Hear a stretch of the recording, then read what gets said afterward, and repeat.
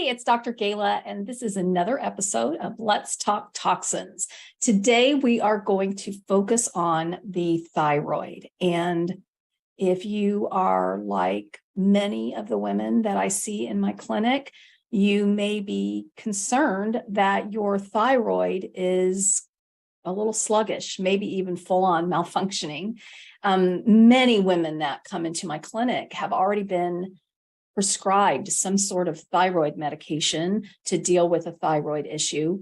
At one point, I kind of ran the numbers, and it was around a third of the patients that come into my clinic that were already on thyroid medication. And so if you've been following me for any period of time, you know that I do not recommend taking any supplement or medication long-term. I'm not a medical doctor, and I will not get in the middle of a relationship that you have with your medical doctor prescribing physician. But if you have been on a medication for more than 3 to 6 months, I want you to go back to that medical doctor and ask if you really still need to be on the medication and if there are alternatives. Any sort of medication or supplement should be used in the short term to buy you some time to figure out what's really going on. One of the people that I follow referred to the thyroid as the canary in the coal mine. And I thought this was just such an awesome analogy because, you know, if your thyroid is malfunctioning, your thyroid doesn't just malfunction. I mean, maybe 1 in a million are going to have a thyroid that truly malfunctions, but a third of the women in a certain age range all have a malfunctioning thyroid. There's something else going on. And so I want us to stop suppressing symptoms and get to the bottom of what's really going on. And so that's going to require that we take a different approach and that we be a little patient with our bodies, that we develop some awareness, and that we really learn how to be our own PCP, as I talk about in my book, What's Your Kryptonite? PCP is primary care practitioner in the medical world, but I want you to be your primary care person because you know best what's really going on with you and what works for you and what doesn't. So let me share a story with you. Let's call her Emily. Emily's been experiencing unexplained weight gain, fatigue, and a general feeling of being unwell. After multiple visits to her doctor, Emily was diagnosed with an underactive thyroid. And the story ends with, you know, it's a common issue for women. And so I just explained to you how common it is. But there's just so much more to the story that we need to unpack here. So the thyroid is a small butterfly-shaped gland at the base of your neck, and it produces hormones that regulate metabolism. So if you watched last week's episode, we talked about metabolism and ways that we can fix metabolism. So you might want to go back and take a look at that before you turn to thyroid medication, because some of the things we suggest will also have a positive impact on your thyroid. But the thyroid regulates metabolism, body temperature, and energy levels. And so one of the ways we're going to check to see if our thyroid is functioning properly is by using the basal body temperature method. When I suspected that I was having an issue with my thyroid about, 15 years ago, I could not get to the bottom of it. And as you can probably imagine, like you, I get frustrated and so started poking around.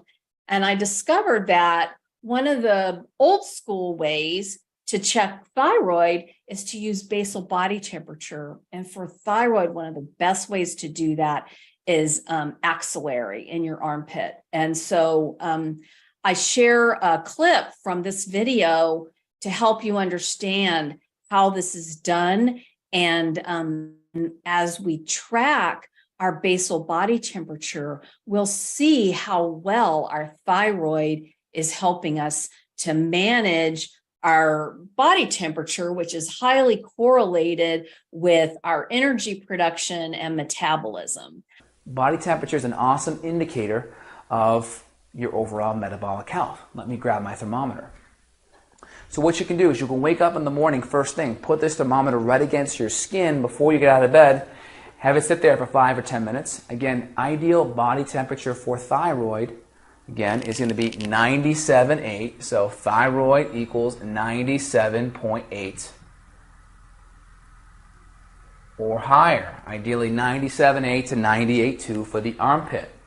If we're looking at our adrenals, we start knowing there's an adrenal issue because our adrenal temperature will actually fluctuate up and down greater than 0.3. It'll actually go 0.3 or greater. That's how we know there's starting to become an adrenal issue. So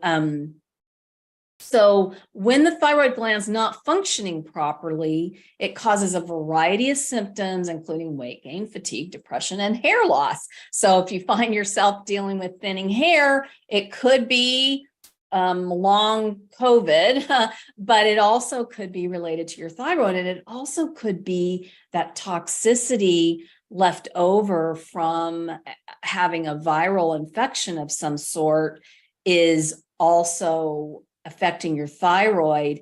And what you really need is to help clear some of that residual toxicity. And so I talk repeatedly and encourage you to figure out what kinds of toxins your body can't handle and have accumulated and are building up, and you do a targeted detox that addresses those specific types of toxins. Fortunately, there are some natural remedies that we can use to help support the thyroid.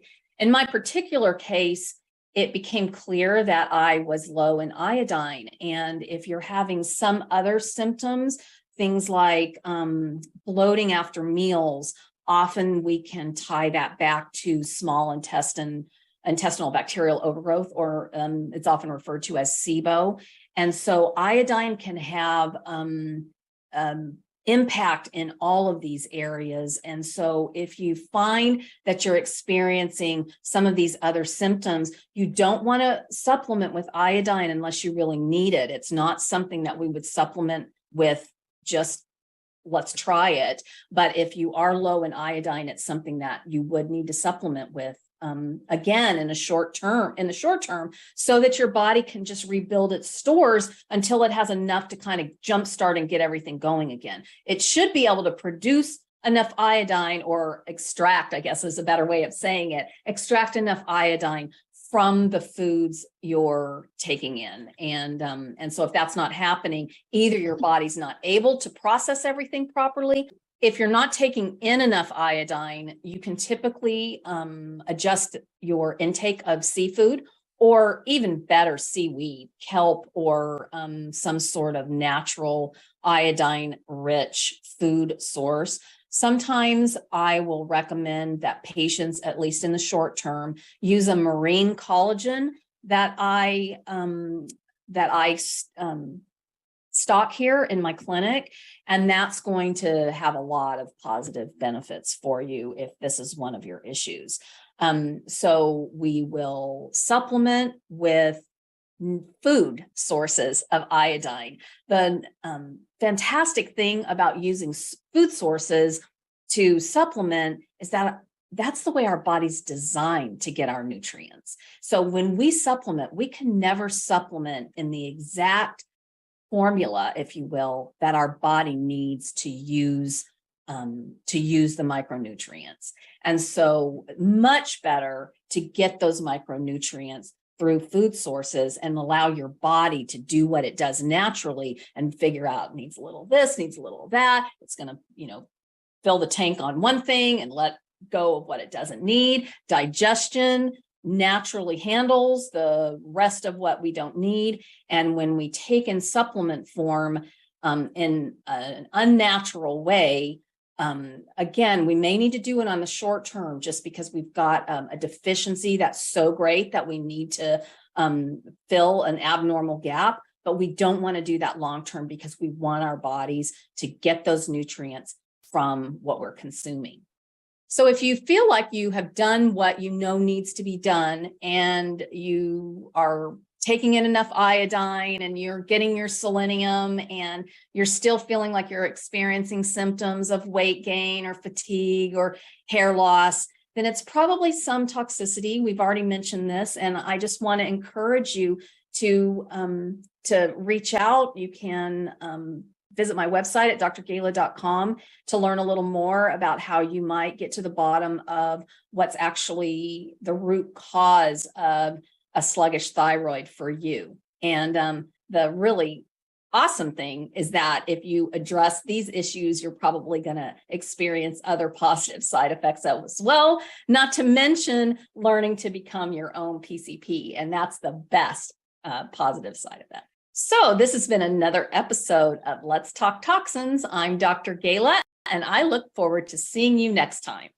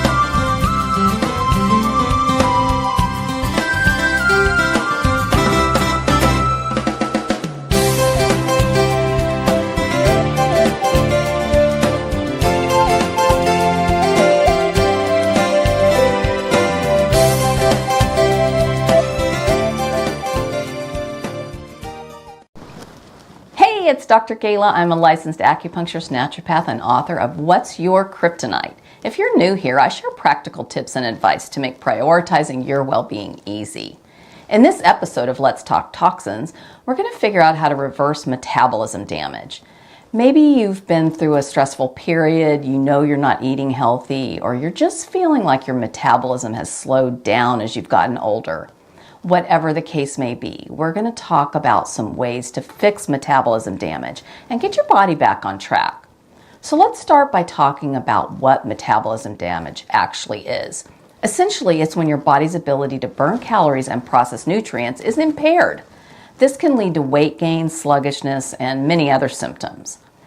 The good news is there are ways to reverse it. But first, it can be helpful to understand how the human metabolic process works. It might sound complicated, but it's actually just the way our bodies break down the food we eat and turn it into energy. As you can see, our body also uses the air we breathe and water we consume, sometimes in our food, in the process of creating energy. You can think about it this way. Our body uses everything it takes in to try to create energy. Some things are easy to use and others actually make it harder for your body to use the resources it has available. Toxins are often the obstacles that your metabolic energy system has to find a way to deal with. Since the normal process doesn't work with these substances, it wasn't designed to handle. We have no control over these processes other than to make sure that we're not doing anything to make it harder to get the job done. Our breathing is automatic. When we eat food, it goes through a process called digestion, also automatic. The food is broken down into smaller molecules that our bodies can use. These molecules include things like carbohydrates, proteins, and fats. All of these molecules, even the toxins that come along for the ride, get absorbed into our bloodstream and transported to our cells. Your body tries to convert them into a molecule called ATP. ATP can be thought of as the fuel that our cells use to power all the things they need to do, like contracting muscles and producing heat and even just keeping our organs functioning. But here's the thing. Our bodies are really smart and know how to filter what can actually be used to create energy. So our metabolic rate adjusts to compensate based on what it has to work with. There are a few things that can affect our metabolic rate that tend to compound the problem. For example, age, genetics, environment, and certainly toxins all play a role. Our diet and exercise habits are other contributing factors. Most people think that the biggest factor that damages metabolism is a poor diet. That can certainly be true. If you've been eating a lot of processed foods, sugary snacks, and other junk, your body may have become resistant to insulin, which is the hormone that regulates your blood sugar levels. This can lead to weight gain and other health problems. So the first step in fixing metabolism damage is to start eating a healthy diet. Another important factor is exercise. If you've been sedentary for a long time, your body may have lost some of its ability to burn calories efficiently. But the good news there is just going for a brisk walk or doing some light weightlifting can help boost your metabolism and get your body back on track. Your micronutrient intake is another factor that impacts metabolism. Your body needs a variety of vitamins and minerals to function properly. If you're deficient in any of them, it can affect your metabolism, so make sure you're eating a balanced diet that includes plenty of high-quality fruits, vegetables, whole grains, and proteins. A healthy, balanced diet is the best way to ensure that your body has the micronutrients it needs. But as you can see in my graphic, we might use supplements to address a deficiency in the short term while we're working to rehab our lifestyle and habits. Finally, it's important to get enough sleep. Your body needs rest to repair itself, and if you're not getting enough sleep, it can affect your metabolism as well. So make sure you're getting at least 7 to 8 hours of sound sleep each night. If you're looking to boost your metabolism, it will definitely help to eat a healthy diet and stay active. That way your body will be able to efficiently convert the food you eat into energy and keep you feeling energized throughout the day. To recap, metabolism is our body's energy system. Energy is created from food, water, and movement. Toxins that can't be used to create energy build up and clog our internal filters. And our metabolism is damaged when our internal filters are clogged beyond what our body can manage. And that's the basic rundown of the human metabolic process and how you fix a damaged metabolism. It's never too late to start. No matter how long you've been struggling with metabolism damage, you can always take steps to reverse it and get your body back on track. If you're doing all the right things to reverse the damage to your metabolism and it's still not producing results, it's most likely a buildup of toxicity. When you've addressed all the common factors that damage metabolism, you'll need to unclog your body's filter moving again. The trickiest thing that damages our metabolism is toxicity. I say trickiest because it's often the hardest to pin down. I have lots of information on my website at drgala.com to help identify the toxic stressors that are draining your energy. It's my mission to help women detox the effects of chronic stress to restore their superpowers naturally. And that's another episode of Let's Talk Toxins. If you'd like a heads up the next time I release an episode, subscribe to my Wellness Weekly newsletter on the website. Thanks for joining me on this journey. See you next time.